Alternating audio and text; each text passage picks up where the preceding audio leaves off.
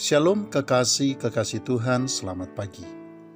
Saudaraku sekalian, kekayaan yang paling berharga bahkan paling bernilai, sesungguhnya bukanlah apa yang ada di dalam genggaman atau di dalam tangan kita, melainkan apa yang ada di dalam hati kita. Karena apa yang ada di dalam genggaman kita, sekejap saja bisa lenyap dirampas oleh berbagai hal.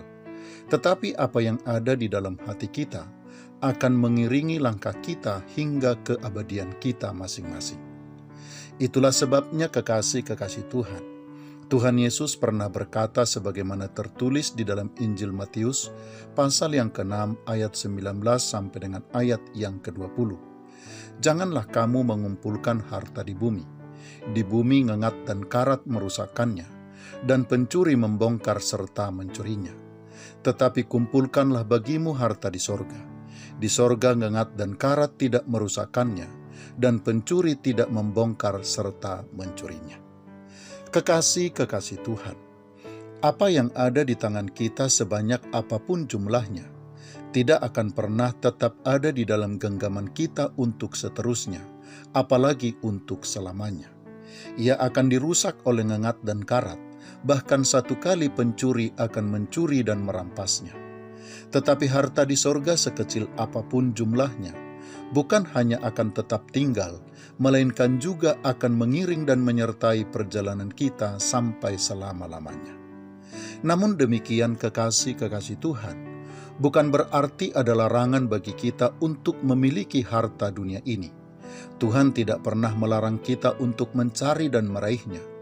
Tuhan hanya melarang kita untuk menjadikannya sebagai harta paling berharga di dalam hidup kita, di mana jika kita memilikinya, kita merasa hidup kita bisa tenang, aman, dan bisa tegak berdiri. Harta dunia harus kita cari, dan kalau bisa kita punyai dengan berkelimpahan, karena melaluinya kita bisa menimbun harta di sorga bagi kita, yaitu ketika kita mempergunakannya sebagai alat pengabdian kita kepada Tuhan Allah kita.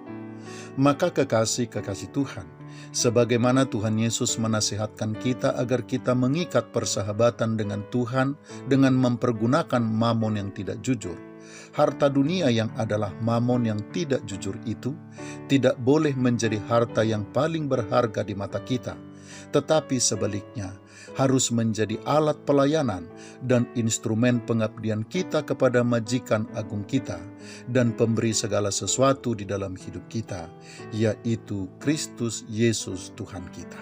Selamat pagi, Tuhan Yesus memberkati. Shalom.